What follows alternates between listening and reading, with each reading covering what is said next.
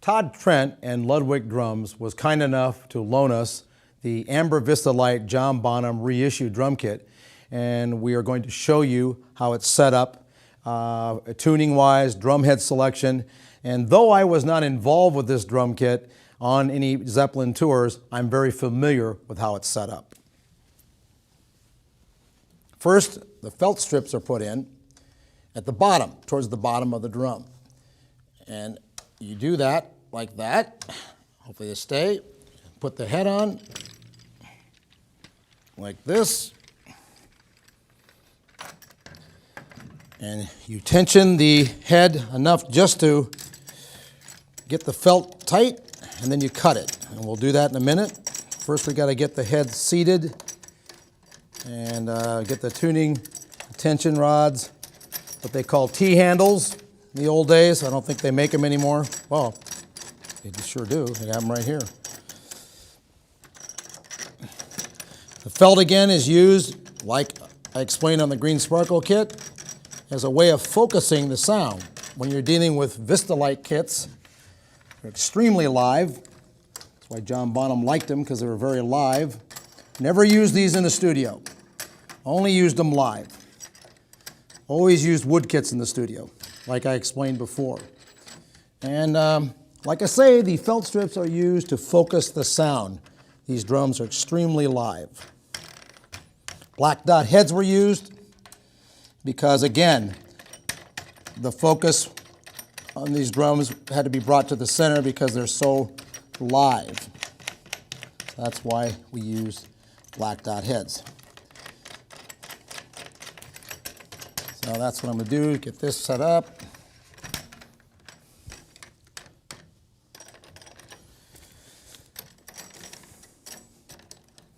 And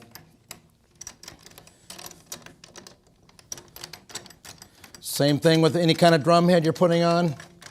You got to have equal tensioning. It may not look like I'm equal tensioning, but I can feel this. My experience is all about feel and ears. I don't need any kind of gauges or anything. It's about feeling it.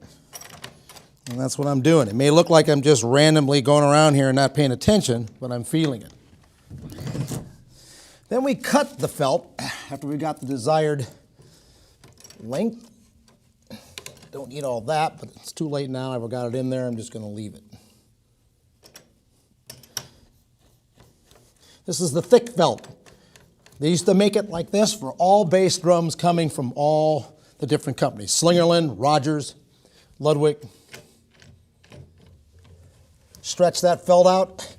Has to be flat up against the head or it's useless. Can't have it flapping around. And then I just need a key. Stretching. A lot of stretching on these drum heads, especially in the old days. Not so much anymore because they're well made, better made.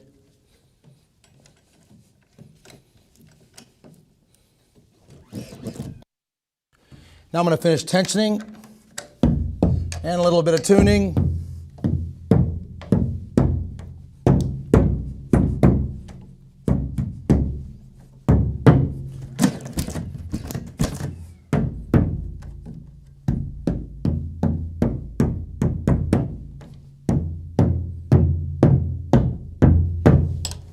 Get the tensioning. I'm also tuning.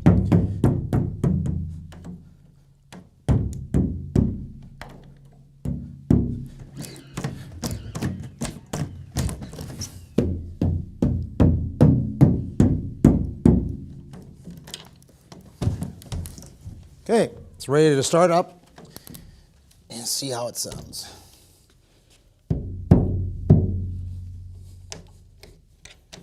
We'll put a pedal on it in just a minute and get a sound out of it. Black dot head.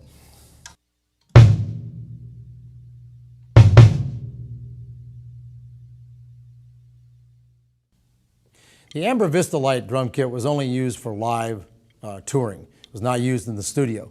The sizes are the same, 10 by 14, 14 by 26, 16 by 16, 16 by 18. The heads used on this drum kit were black dot like I have on here now, And the reason for that is because you've got a real live swirling type sounding shell made out of plexiglass, and these heads help focus the sound towards more the center. And they were very loud, very brittle sounding, but they worked really good for John Bonham because they cut through, and that's what he wanted. He used a Black Beauty snare drum, 6.5 by 14, and he used that once in a while. And basically the tuning was the same as the other drum kits, in that the pitch of the bottom head was brought up, pitch of the batter head was brought up, but because of the black dot and because it was a clear head, they were definitely a lot liver sounding, a lot more higher pitch coming out of the drums themselves.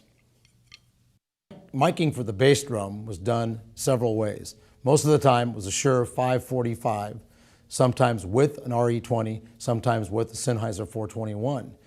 The two mics on the front resonance side of the bass drum were wired together. Sometimes they would put another Shure 545 on the batter side, and in that case they would wire them together and put them out of phase.